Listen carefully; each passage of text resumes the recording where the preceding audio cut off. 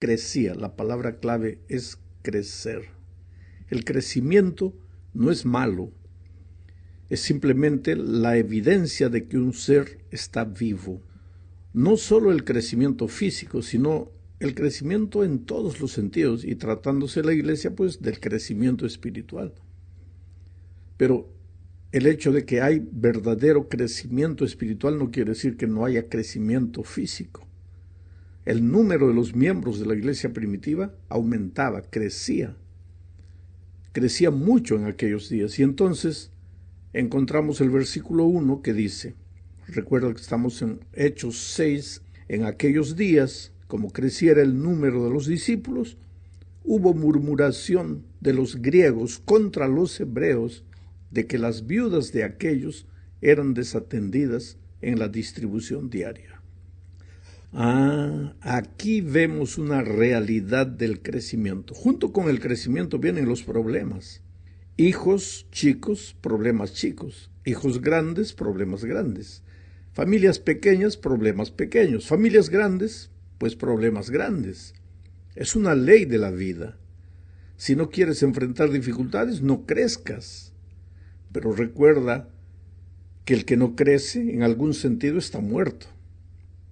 Bueno, el problema que surgió en la iglesia primitiva, cuando empezó a crecer, fue la insatisfacción de los cristianos griegos. Ellos empezaron a quejarse de que las viudas griegas eran desatendidas en la distribución diaria del pan, dice el texto. ¿Qué es lo que sucedía? ¿Había injusticia? ¿Los cristianos judíos eran injustos? ¿O los cristianos griegos eran demasiado reclamones? ¿Cuál era la realidad? Bueno, lo cierto es que había problemas. Y cuando una iglesia enfrenta problemas, pues esos problemas son la oportunidad de evaluar las cosas y descubrir qué cambios deben ser hechos. En tiempos de aparente éxito es fácil acomodarse, y ese es un tremendo peligro para cualquier iglesia. Alguien dijo que el éxito es el nido del año pasado de donde los pájaros ya se fueron, pero tú no te das cuenta a veces de eso. Cualquier iglesia o institución que crea que porque en este momento las cosas le van bien, todo le seguirá yendo bien en el futuro sin que sea necesario algún cambio, está condenada al fracaso. Los apóstoles, delante del problema, analizaron la situación y llegaron, pues, a la conclusión de que algo tenía que ser hecho. Hechos capítulo 6, versículos 2 al 4, relata este incidente de la siguiente manera. Convocaron a la multitud de los discípulos y dijeron, no es justo que nosotros dejemos la palabra de Dios para servir a las mesas. Buscad pues, hermanos, de entre vosotros a 7 varones de buen testimonio, llenos del Espíritu Santo y de sabiduría, a quienes encarguemos de este trabajo, y nosotros persistiremos en la oración y en el ministerio de la palabra. Allí comenzó el ministerio de los diáconos. Fueron los diáconos los que se dedicarían al diaconeo, mientras que los apóstoles continuarían con la diaconía. Ambas palabras griegas están relacionadas con el servicio. Diaconeo con el servicio de las mesas y diaconía con el servicio de la palabra. Te das cuenta que delante del problema que había surgido por causa de la reclamación de algunos, fue necesaria la organización.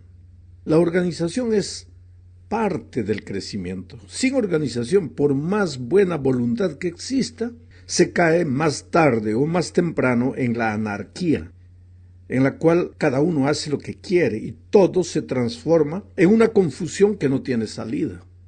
Por lo tanto, cuando alguien dice, yo estoy con la iglesia, pero no quiero saber nada con la organización, no sabes lo que estás diciendo. No hay iglesia sin organización, porque el orden es la base de la organización y el orden es la base de la administración divina.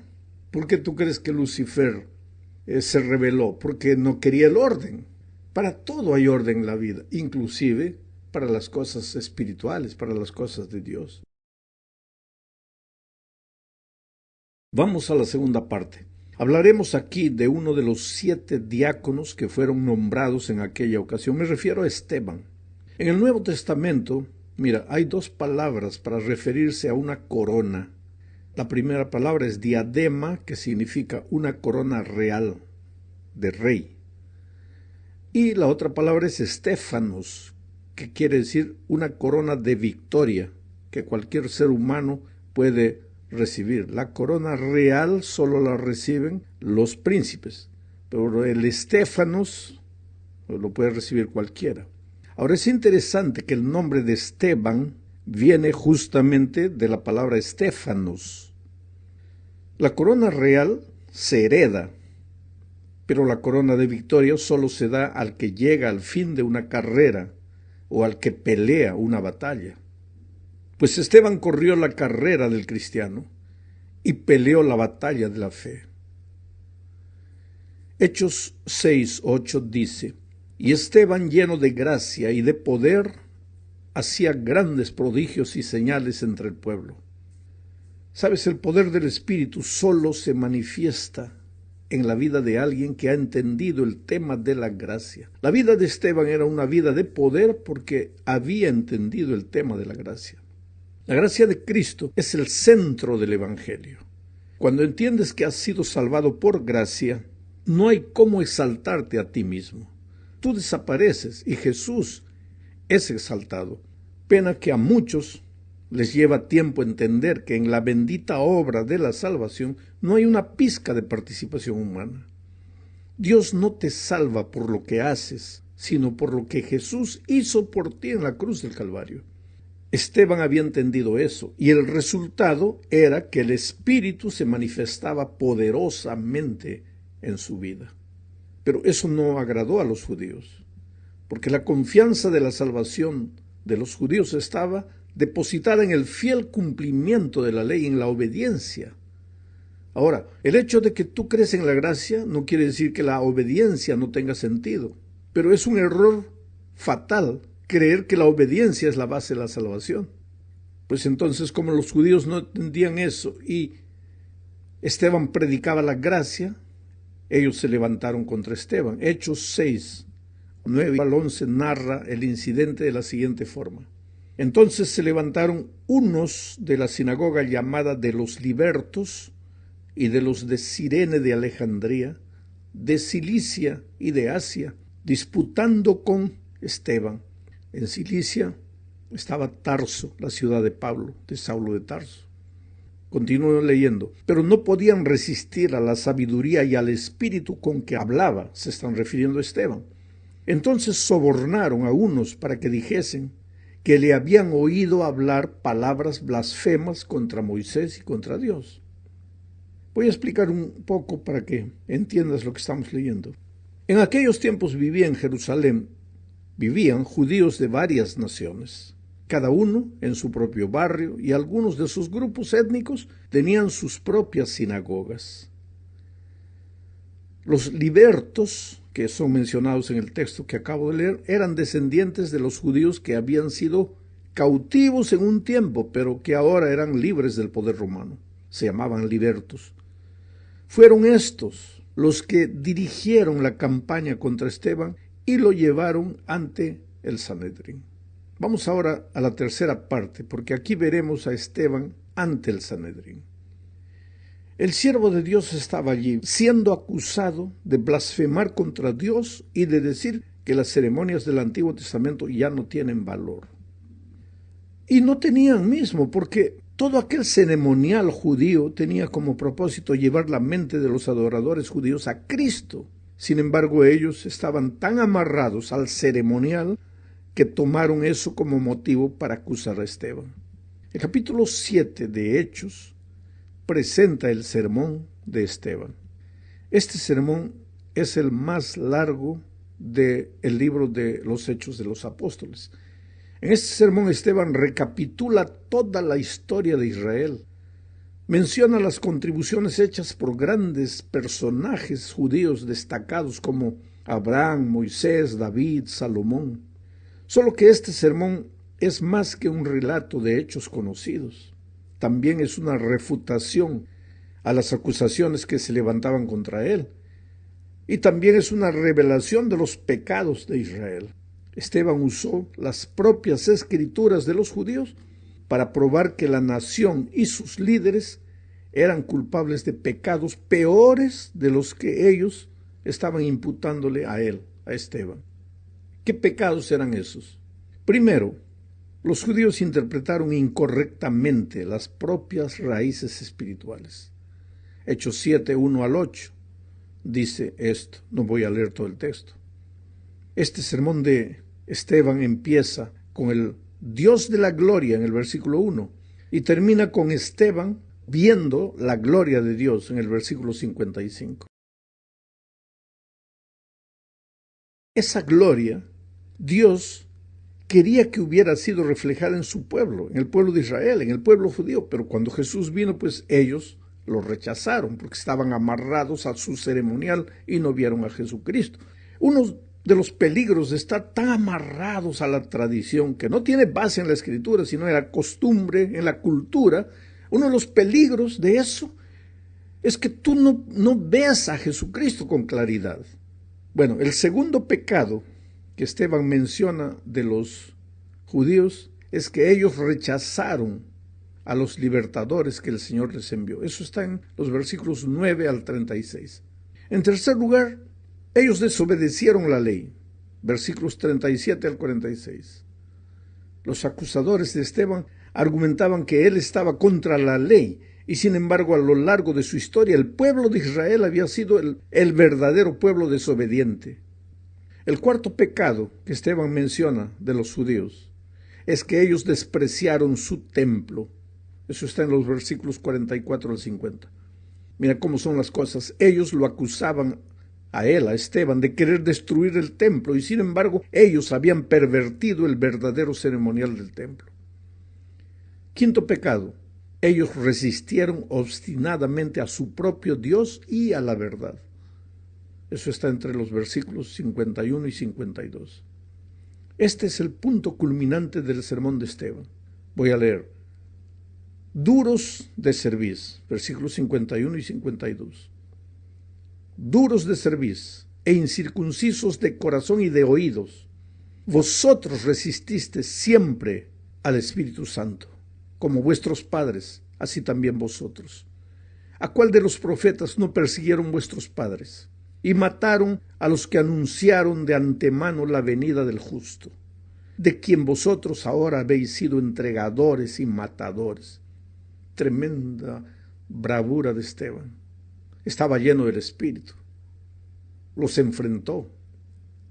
Ellos lo acusaban a él de ser transgresor de la ley, de querer atacar la tradición del pueblo, de pervertir el templo. Y sin embargo, ellos, los propios judíos, eran los primeros que habían hecho eso. Y Esteban les dice, ustedes lo hicieron. Y cuando vino el Mesías, ustedes lo mataron. Ustedes han sido sus entregadores y matadores. Qué expresiones terribles. Vamos a la cuarta parte de este estudio. Al terminar su sermón, y eso está en Hechos 7, del 54 al 57, voy a leer el texto. Dice, oyendo estas cosas, se enfurecían en sus corazones y crujían los dientes contra él. Pero Esteban, lleno del Espíritu Santo, puestos los ojos en el cielo, vio la gloria de Dios y a Jesús que estaba a la diestra de Dios. Y dijo, he aquí veo los cielos abiertos y al Hijo del Hombre que está a la diestra de Dios. Entonces ellos, dando grandes voces, se taparon los oídos y arremetieron a una contra él. Sabes, la escena que Esteban vio nos transporta al cielo, al momento del juicio. Él estaba siendo juzgado por los hombres en la tierra, pero sin saber ellos serían juzgados un día por Dios en los cielos. Percibe que Esteban era un predicador cristocéntrico. Su mensaje todo fue centrado en el rechazo del pueblo a su único Salvador Cristo. Pero su último mensaje es el tema del santuario y del juicio investigador.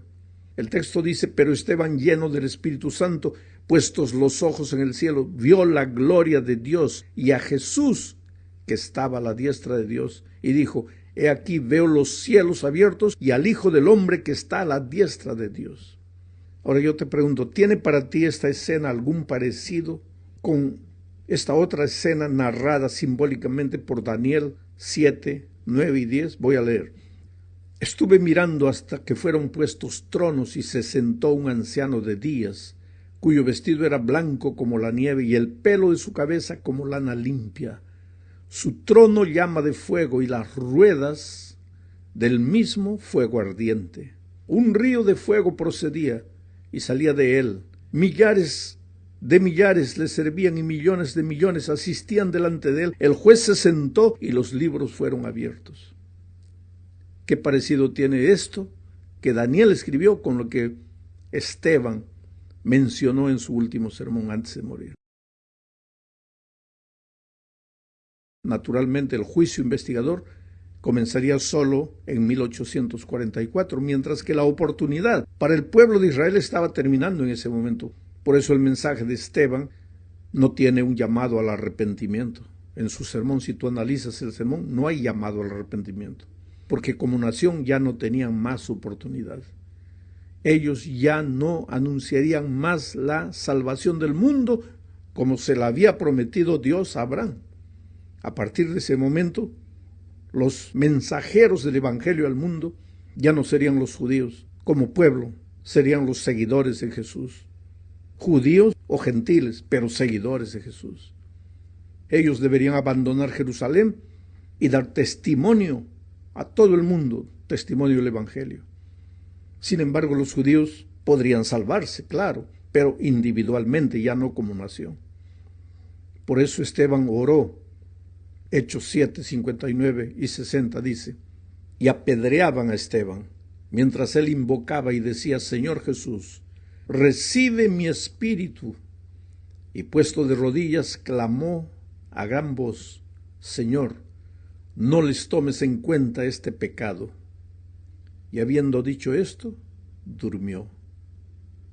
Y esa oración intercesora fue respondida poderosamente. Porque aparentemente, ¿quién diría que aquel movimiento de agresión estaba siendo dirigido por Saulo de Tarso, a cuyos pies colocaron las ropas ensangrentadas de Esteban? Y algunos días después, ese Saulo se convierte como resultado, entre otras cosas, de la oración de Esteban en el último momento de vida. Llegamos ahora al fin de este comentario, hablando sobre la propagación del Evangelio a partir de ese momento. ¿Sabes? La muerte de Esteban desató una tremenda persecución contra la iglesia cristiana de aquellos días. Pero la historia ha demostrado que es en la persecución y en las dificultades que la iglesia crece. A lo largo de mi vida, en diferentes países, he visto que cuando la iglesia entra en crisis por algún motivo, no voy a especificar este o aquel motivo, pero cuando la iglesia entra en crisis es ahí que crece, porque es en el dolor que la iglesia testifica. Por donde quiera que los cristianos eran esparcidos en aquellos días, testificaban de Jesucristo. Y la iglesia crecía, ya no solo en Jerusalén, sino donde quiera que los cristianos iban huyendo de la persecución. Hechos 8, 1 y 3 dicen: y Saulo consentía en su muerte, en la muerte de Esteban. En aquel día hubo una gran persecución contra la iglesia que estaba en Jerusalén, y todos fueron esparcidos por las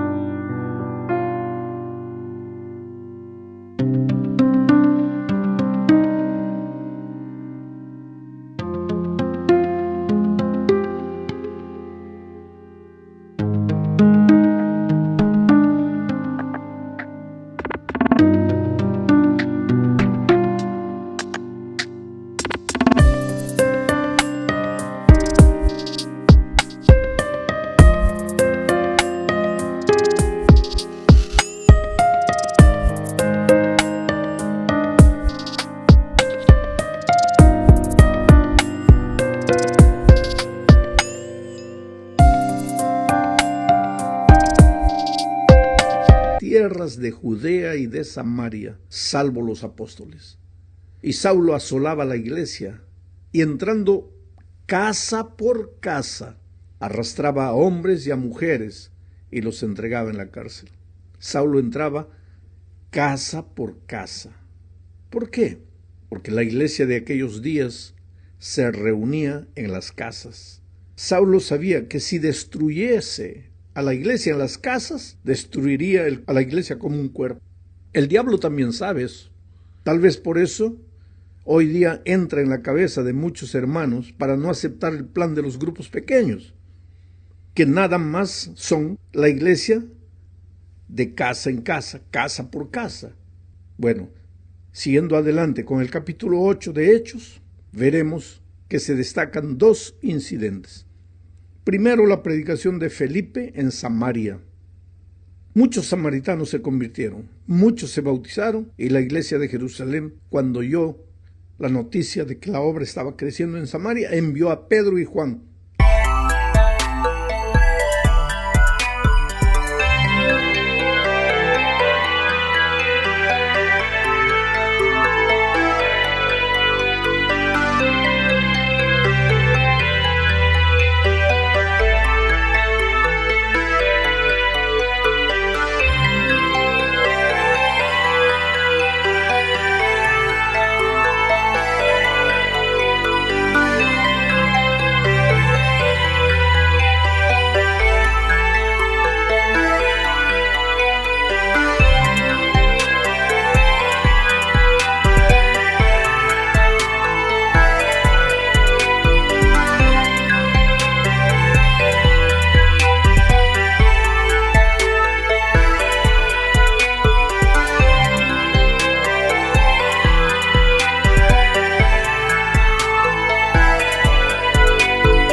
Ayudar a Felipe en ese trabajo de evangelización.